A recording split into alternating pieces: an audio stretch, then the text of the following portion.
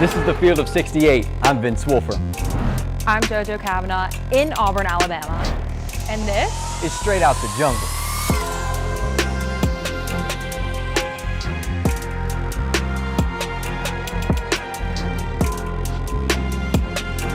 Welcome back to Straight Out the Jungle. My name is Vince Wolfram. And I'm Jojo Cavanagh. And we have a fantastic guest on deck today. Now, he's a Hall of Famer now. It's a new title. He probably likes to be starting it off with that. He's a former Sixer, Atlanta Hawk, played overseas in Italy and Australia. He is the biggest recruiter at Auburn right now. He's assistant coach Ira Bowman. He's Straight Out the Jungle. What's happening, my man? How you guys doing? Doing fantastic. Thank you so much for joining us. Thanks for having me today. Excited. We're very excited. And a lot of big news for you recently. Big Five Hall of Fame up in Philly. You got to go up to Wells Fargo for that ceremony. Tell us about that experience. Yeah, I mean, anytime you get acknowledged into a basketball club like the Big Five Hall of Fame, it's really awe-inspiring. I think it meant a lot to me. It meant a lot to my family, and it's hard to reflect on it right now in the middle of our season, but it's definitely a good feeling. It makes you feel like the work that you put in mattered. You are known to be one of the best recruiters in Auburn history in college basketball, one of the most underrated in the SEC. You recruited Auburn's top 4 recruits in history, in Jabari Smith, Tahad Pettiford, Sharife Cooper, and Aiden Holloway, and then also Chance Westry, JT Thorpe, goes on and on. So what is the pitch and what is your role in recruiting for them to come to Auburn?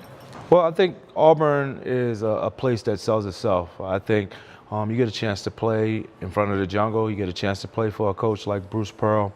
I think the family environment has been what's been really important to those kids that have decided to come here. I think the more successful we are playing on the floor, it helps those guys be more attracted to being able to come to Auburn.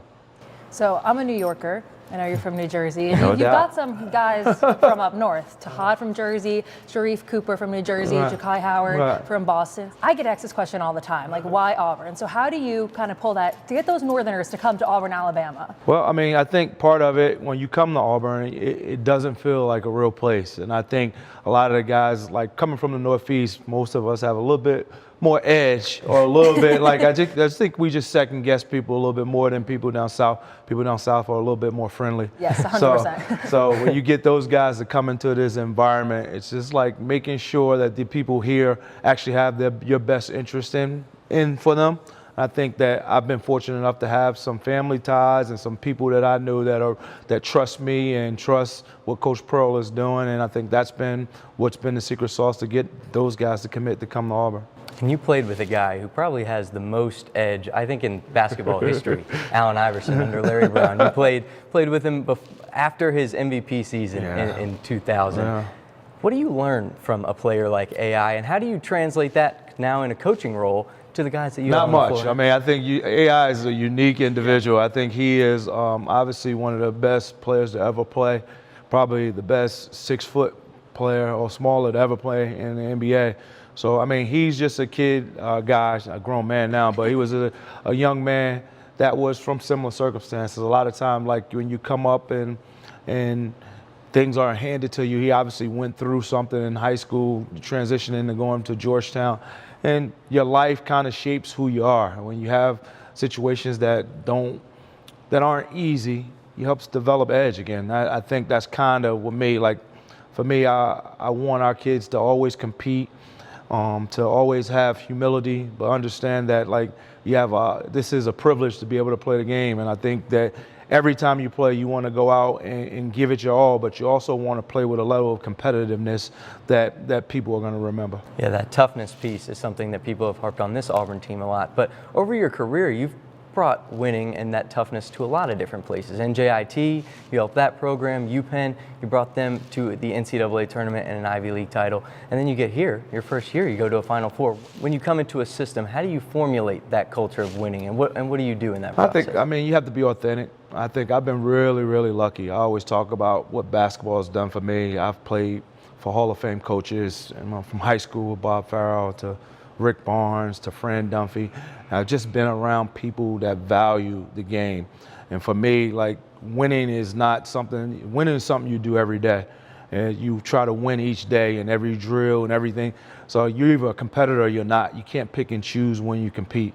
And that's something that I always try to instill in our guys. And I think, like, that's how I carry myself. That's how I was born and raised in Newark, New Jersey. If you didn't compete, you didn't have a chance. So that's something that I always try to make sure our guys feel, and it's authentic in me. Yeah, dog translates, man. No I doubt. like it. No doubt. So you came to Auburn in what is, people now call this the golden age, like the best times of Auburn basketball. You came your first year Final Four. We've reached the #1 program in the country, 4 SEC championships. So what is it about this team this year that you think can kind of break the barrier and maybe go win the national championship for the first time in Auburn history? What do you love about this team?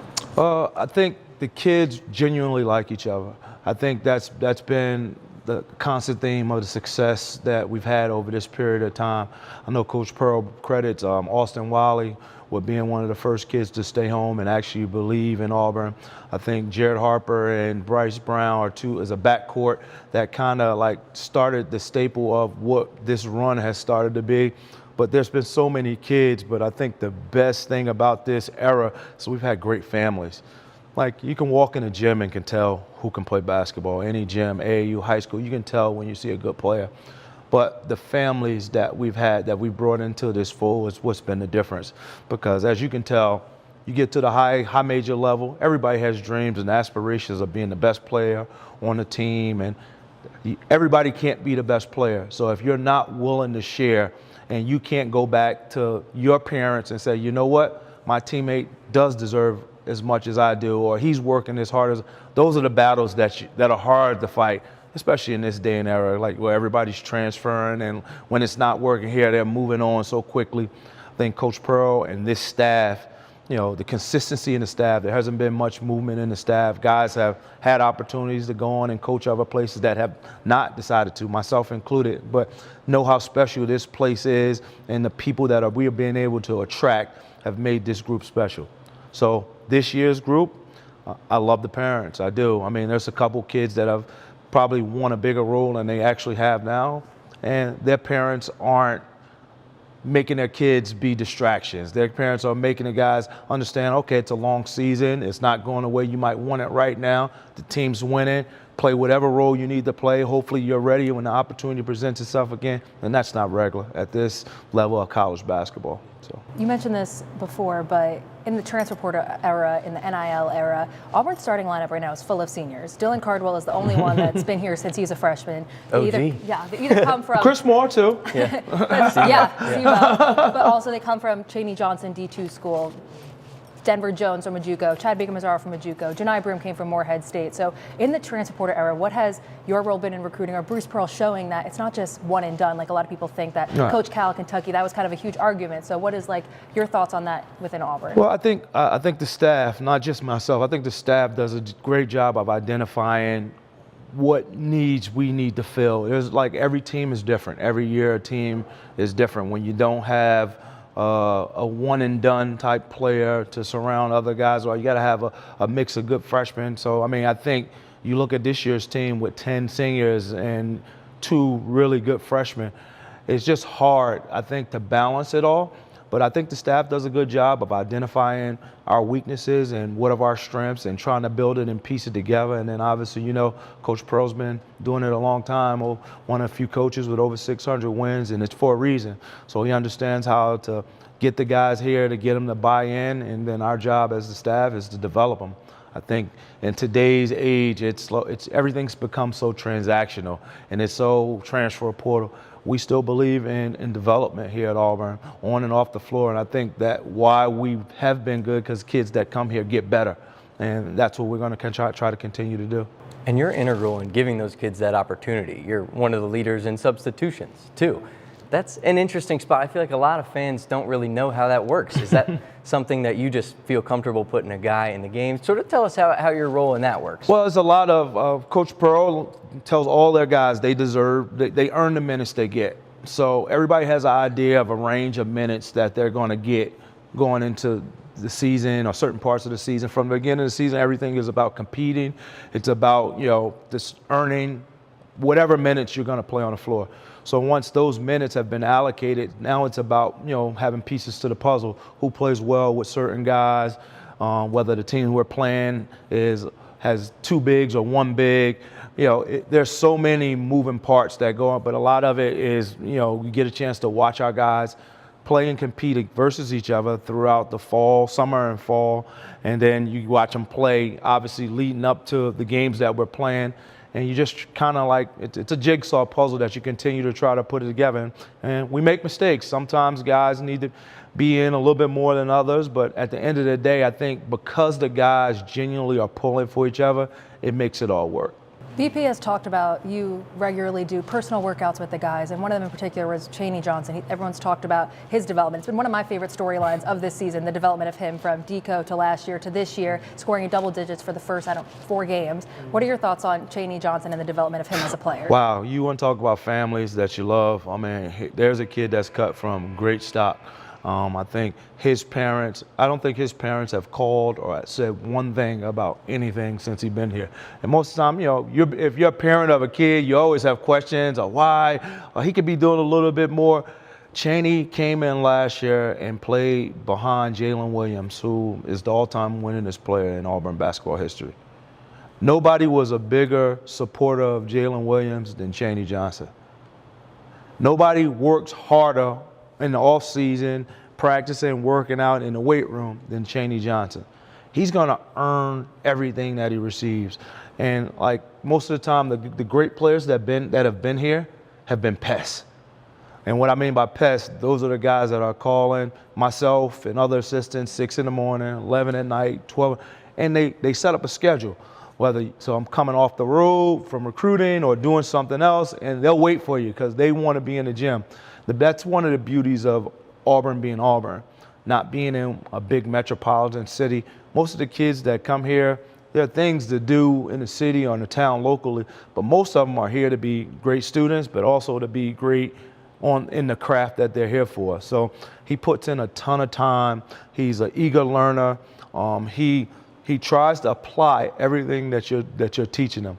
Like he has no I got it or no know-it-all in him. So I think the combination of great family, great structure, unbelievable work ethic, he's going to be a big piece of whether, how we end up this year, this team.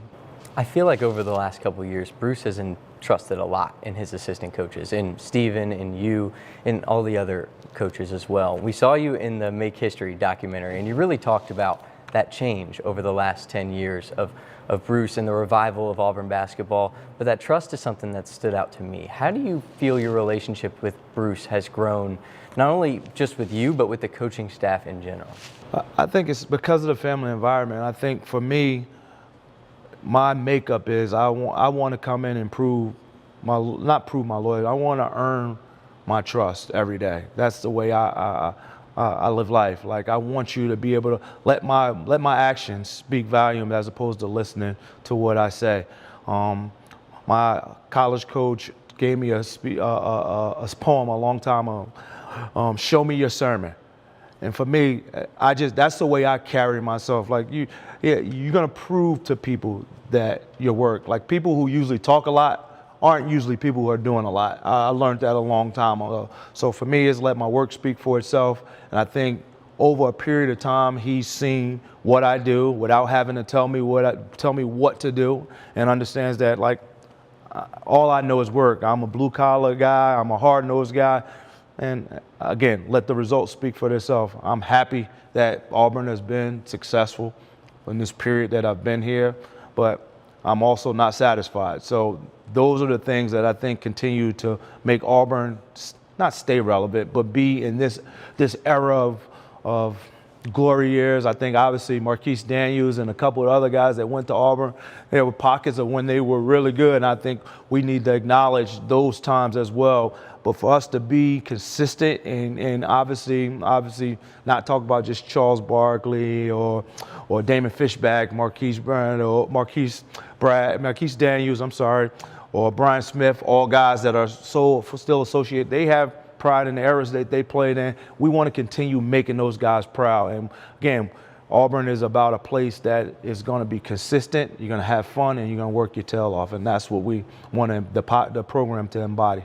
In the great words of Elvis Presley, a little less conversation, a little more action. That's what No doubt. That's what I'm liking here. I wasn't expecting you to quote Elvis. It's that kind of day, sometimes it calls. So now we're going to go into the fun part of the show. Everybody loves this part. We're going with some quick fire questions. We're going to take it from the plains to Jungle Junction. We're going back to the city. like So right it. up your alley. All right. So I we're like going to start off with, I mean, like you said, play with a little bit of edge. Trash talking, that's a big thing. So tell us, you've played with a lot of players over your career. Who's the best trash talker you played against? Wow. I know it's a steep one, but we're going there, Ira Bowman. We're going there. Who is the best trash talker? Oh, man. You can give us a list. It doesn't have to just be one. We can work through A, B, C, and D here. That's interesting. Like, for me, I try to get our guys not to talk trash. Again, it's the same, let your play, be action, do all the talking. But you start talking about trash talking, who was really good. Matt Geiger was an underrated trash talker. He was somebody that played really hard. Jalen Rose.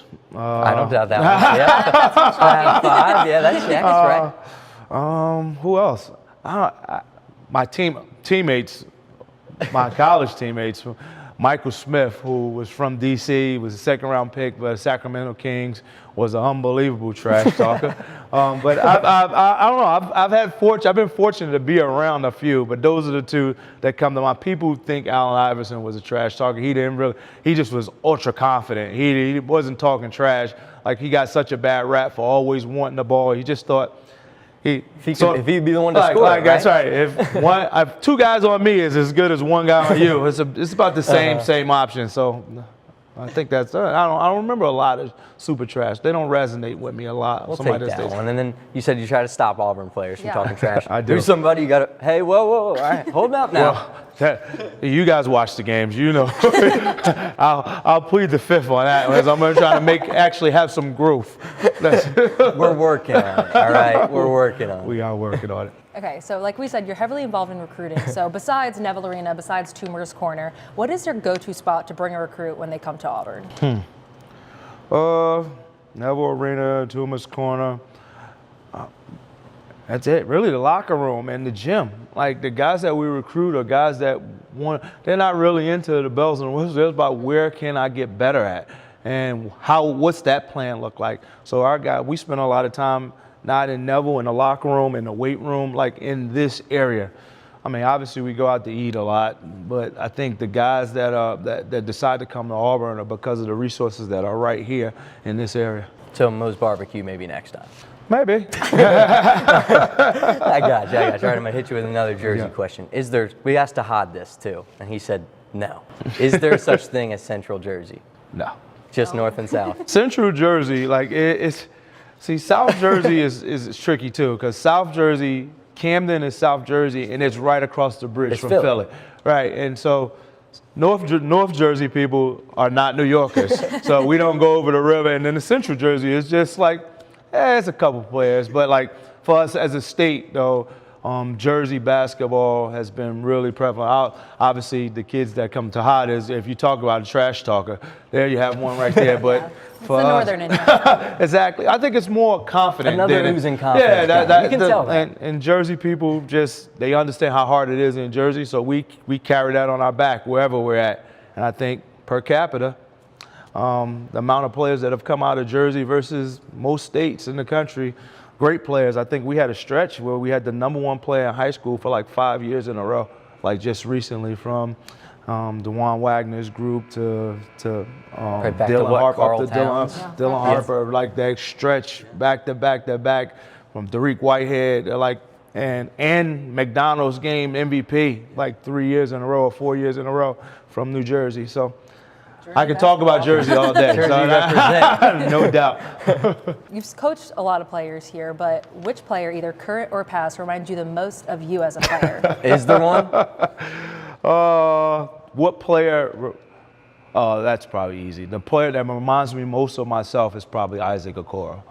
That's he plays kind of how I played, like was multifaceted defender, can defend anybody, play multiple positions on offense.